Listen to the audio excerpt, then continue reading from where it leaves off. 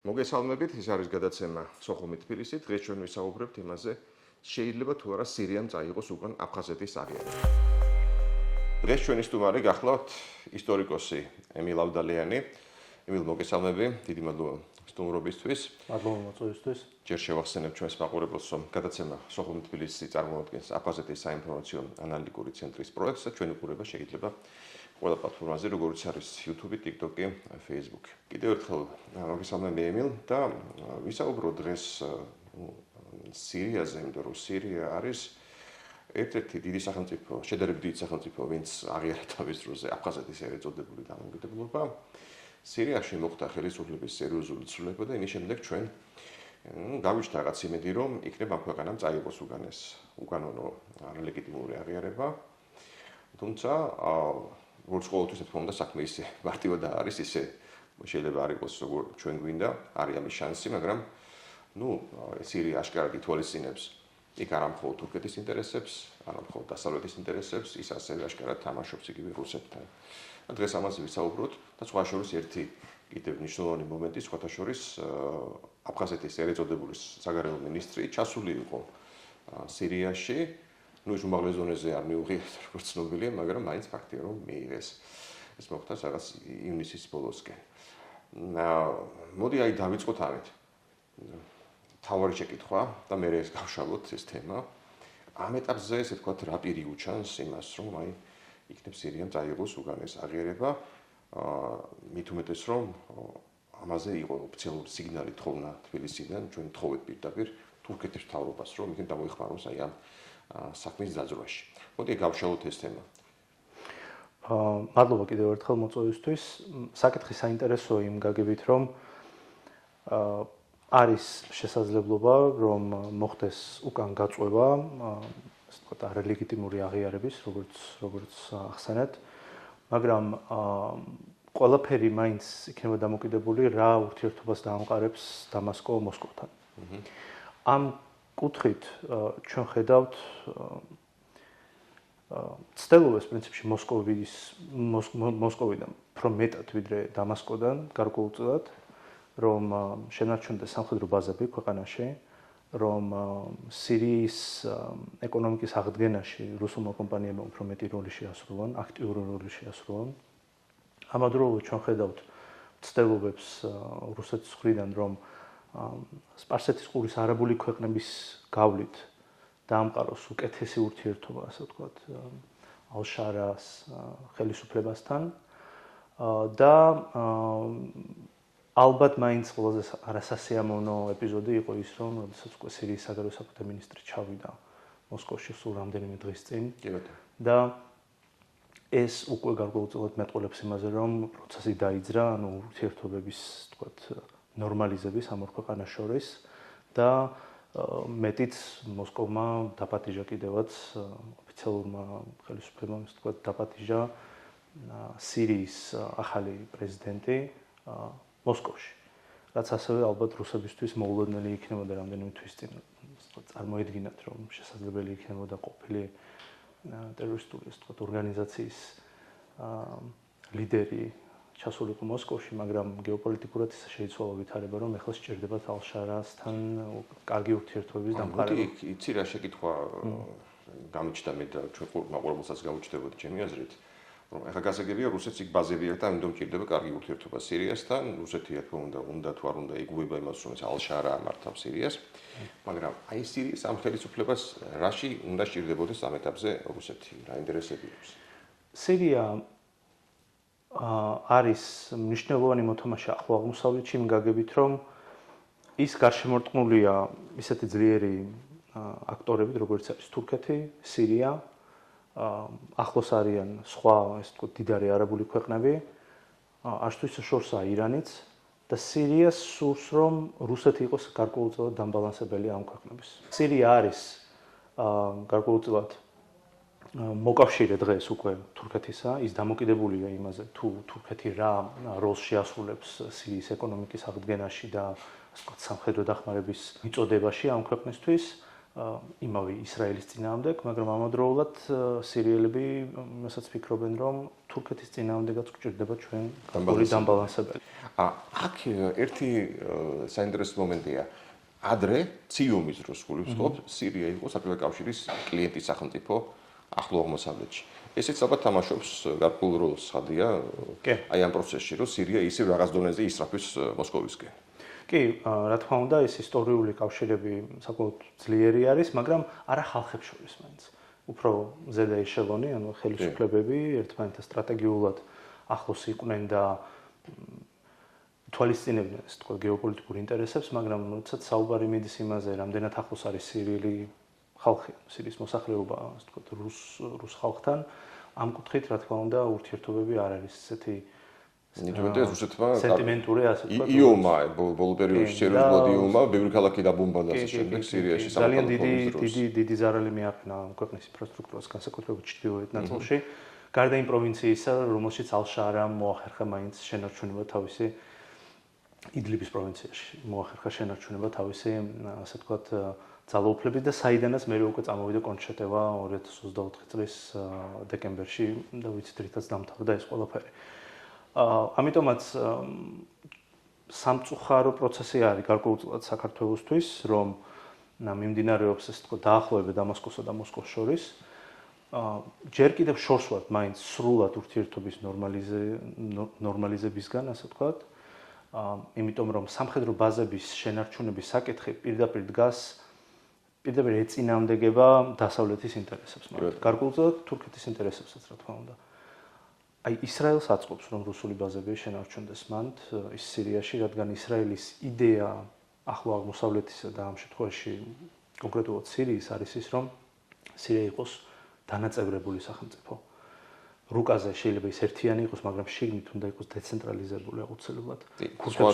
სხვადასხვა ინტერესები უნდა ლეჯდეს სირიას ეს არის. ქურთებს უნდა ქონდეთ ავტონომიის გარკვეული დონე. ამავდროულად რუსები უნდა დარჩნენ სირიაში. იმიტომ რომ თურქებს არ ებრაელებს არ სურთ რომ ძლიერი სირია ყავდეთ მეზობლად, რადგან არ სჯერათ იმისა, რომ სირია არ იქნება გეოპოლიტიკური მოწინააღმდეგე მათი. და რა თქმა უნდა იქ უკვე თურქეთის ფაქტორი არის. არც თურქეთის, არც ირანის, არც ძლიერი სირიის და არც ძლიერი რუსეთის არავის, ასე ვთქვათ, ძლიერი სახელმწიფოს გამოჩენა ისრაელის საზღვრებთან თელ-ავილს არ აწყობს. და ამიტომაც მაინც ფიქრობ, რომ იქნება დამოკიდებული იმაზე, რამდენად დაამყარებს ურთიერთობას, გააუმჯობესებს ურთიერთობას დამასკო-მოსკოვთან, მოხერხდება თუ არა ამ ორი სამხედრო ბაზის შენარჩუნება. მაგრამ ისიც ჩანს კარგად, რომ დასავლეთის ქვეყნები პირდაპირ უყენებენ, ასე ვთქვათ, პირობას, რომ შენ უნდა გამოყვეთ ჩვენ ამ თამაშში, რომ შენ სრულად მოგიხსნათ სანქციები, ჩავდოთ შენს ეკონომიკაში ფული, გულისხმობ სირიას და ამის საპირისპიროდ შენ უნდა დათმო რაღაცაები. ამერიკას ალბათ ნაკლებად აწუხებს ამ მომენტისთვის ყოველ შემთხვევაში დარჩებიან რუსები თუ არა, ყოველ შემთხვევაში ღია წყაროებით ეს არ დასტურდება.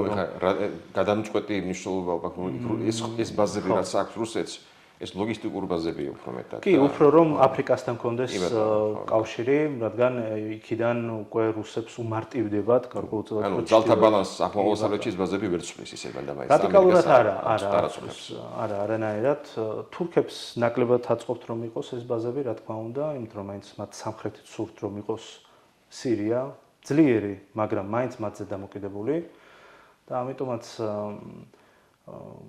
აი ამ თამაში როგორ დასრულდება ეს ვთქვათ, აი ახალი ძალთა ბალანსი როგორ ჩამოყალიბდება, რთულია, რა თქმა უნდა, ამის კიდევ ერთი მომენტია, სირია დამოკიდებულია საკმაოდ ხორბლის იმპორტზე რუსეთიდან.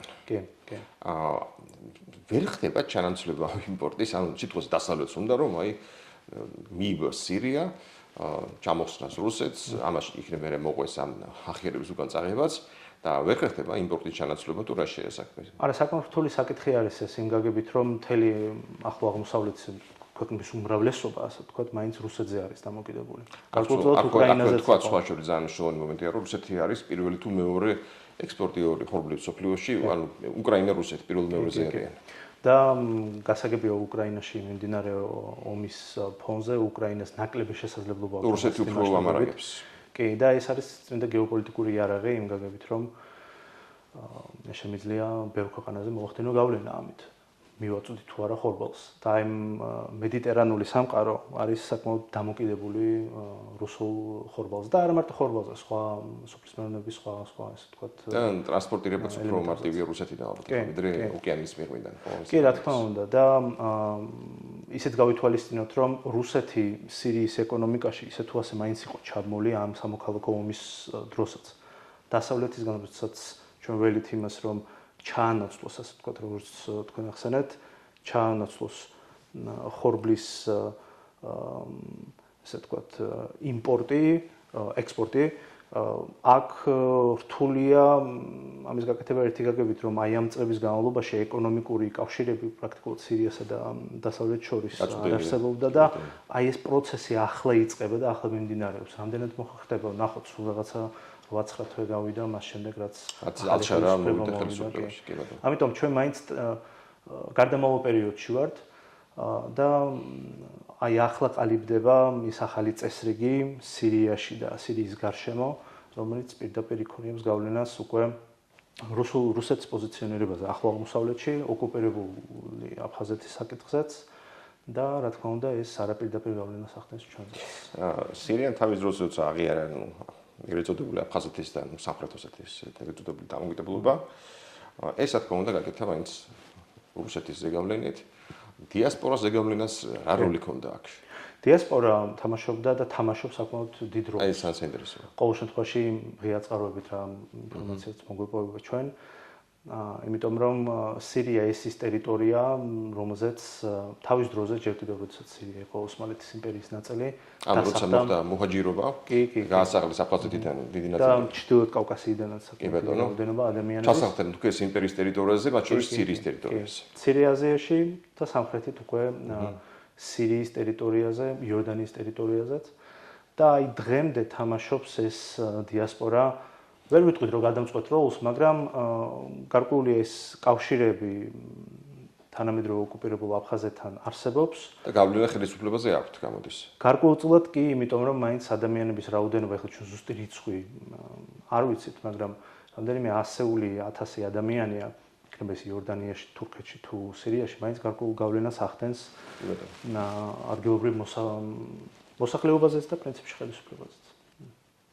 და აი ეს მომენტი პრინციპში საქართველოს შეუძლია ხა რაღაცა გამოიყენოს დიპლომატიური ბერკეტები, მაგრამ როცა ჩართულია საქმეში მოსახლეობის ნაწილი, ამ შემთხვევაში დიასპორა. რთული ეგ რაღაცნაირად ჩინალოთ ეს გადასწორება, ხო? ეს არ თუნდაც. ნუ იგივე თურქეთშიც მაგალითად ყოველთვის არჩევნებამდე მაინც ადამიანებს სურთ რომ მოიგონ ხმები. კი ბატონო. ლოკალურად აფხაზეთის მოსახლეობისგან და გარკვეულწილად ეს პატარა გავლენას მაინც ახდენს და ყოველთვის ეს თქო არალეგიტიმური არჩევნების დროს, რომელიც ტარდება ოკუპირებულ აფხაზეთზე, ჩვენ ხედავთ, რომ ყოველთვის თურქეთში არის მცდელობა, რომ თავისი ეს თქო უბნები გახსნან და ყოველთვის თბილისიდან რეაგირება ხდება და მეორე უკვე ოფიციალური ხელისუფლება, ასე თქვათ, ანკარა რეაგირებას ახდენს, მაგრამ ყოველ ჯერზე რაღაც დონეზე ხდება მაინც გათვალისწინება იქაური კი ბატონო. უღაჯირების შთამომავლობის ხმები ჭირდება. იმიტომ რომ ასე თუ ისე პატარა მოსახლეობა არის. გასაგებია. როგორ უყურებთ ზოგადად სირიის პერსპექტივას ახლა როცა იქ ამ ეტაპზე ისე ჩანს რომ დასრულდა ეს საშინელი დამანგრეველი სამოქალაქო ომი, რომელშიც ნუ ვინ აღარ ჩაერია ხო გარედან. აქვს შანსი ამ ხელისუფლებას რომ ასე დადგეს ფეხზე, ჯერ ეს თქვა დადგეს ფეხზე ამის შანსი აქვს თუ არა და მე ვილაპარაკოთ იმაზე, რამდენად აქვს შანსი რომ ესე თქვა იქცევს პროდასავლო რაღაც სახელმწიფოდან, მე ისე და ისე დავუბრუნდეთ ამ თემას, უკან წაიღოს იქნება ეს აღიარება. ხო, კიდევ ერთხელ ალბათ ანუ იმდენად ბევრი ქვეყნის ინტერესი არის დღეს უკვე სირიაში, რომ მდიდარ არაბულ ქვეყნებს ცალკე უნდათ, ასე ვთქვათ, ეკონომიკის აღდგენაში ითამაშონ გადამწყვეტი როლი.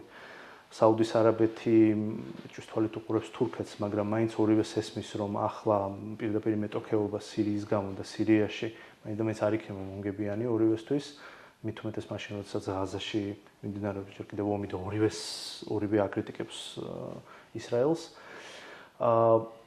ფაქტი ერთია, რომ ისრაელი არ დაუშვებს ძლიერი სირიის არსებობას, ყოველ შემთხვევაში ოფიციალური განცხადებები ეს ასეთია და ჩვენ ნახეთ ბოლო თვეების განმავლობაში მრავალჯერ დაბომბვები სირიის სამთავრობო უწყებების სხვა შორის დიდ ქალაქების ცენტრებში. აქ ეხლა აი ასე თქვი თურქეთის პოზიციაზე გავლენაზე მას ხო აქვს ინტერესი რომ ხარ ის კლიენტის სახელმწიფო სირია, როგორც ეხლა აშკარად მეტაბზე ესეა. რაღაცნაირად დადგეს ფეხზე, რომ აშეულია მას განეიტრალოს ისრაელის გავლენა. არა, ეს ძალიან რთული არის პირდაპირ სამხედრო კუთხით, იმიტომ რომ ისრაელი ამერიკის მოკავშირეა და ასეც და თვითონ ისრაელსაც საკმაოდ დიდი სამხედრო პოტენციალი აქვს და ამიტომ თურქები საკმაოდ პრაგმატულად უდგებიან ისრაელის საკითხს.